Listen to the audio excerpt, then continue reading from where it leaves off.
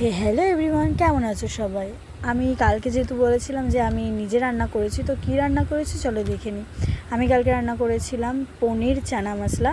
তার জন্য আমার মশলা লাগছে এখানে আদা, টমেটো কুচি আর কাঁচা লঙ্কা।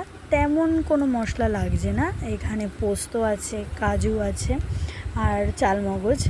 এই সবগুলো একসাথে একটা স্মুদি পেস্ট করে নেব।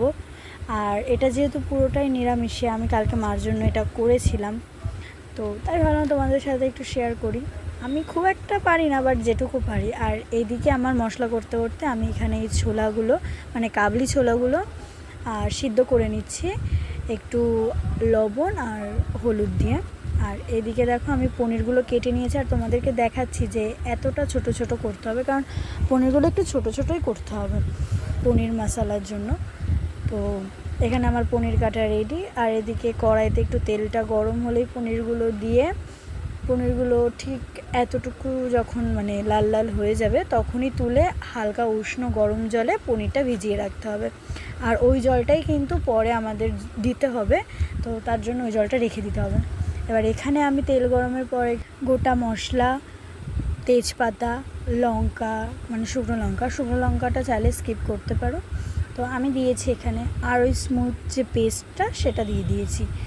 এটা একটু নাড়াচাড়া করার পর এর ভিতরে দিয়ে দিতে হবে স্বাদ মতো লবণ, হলুদ গুঁড়ো পরিমাণ মতো, আর এখানে দিতে হবে হচ্ছে ধনের গুঁড়ো, লঙ্কার গুঁড়ো। আমি এখানে অল্প লঙ্কার গুঁড়ো দিয়েছি। না আমি কিন্তু বেশি ঝাল খাই না, সেটা ভেবো না, জাস্ট ঠিকই ছিল, খুব একটা ঝাল হয়নি। তো তোমরা চাইলে এখানে লঙ্কার গুঁড়ো দিতেও পারো, নাও পারো, আমি দিয়েছি। আর অল্প জিরের গুঁড়ো দিয়ে ভালো করে নাড়াচাড়া করতে হবে, একটু বেশিক্ষণ ধরেই কষাতে হবে, যতক্ষণ না মশলার গায়ের থেকে তেলটা ছাড়ছে। মশলা গায়ের থেকে তেলটা ছেড়ে দেওয়ার পরে আমার এখানে ভিজিয়ে রাখা যে কাবলি ছোলাগুলো সিদ্ধ করে রাখা, সেগুলো দিয়ে দিতে হবে। এটা দিয়েও ভালো করে কষাতে হবে, নাড়াচাড়া করে নিতে হবে। আসলে কালকে যেহেতু মানে মা এটা রাত্রে খেয়েছে, দুপুরে মা ফল মিষ্টি খেয়েছিল, তো তার জন্য এটা আমি রাত্রে করেছিলাম, আর ভিডিওটা আমি এখন দিচ্ছি। তো তারপরে ওই যে পনিরগুলো ভেজে যে উষ্ণ গরম জলে রাখা ছিল, সেগুলোই দিয়ে দিয়েছি।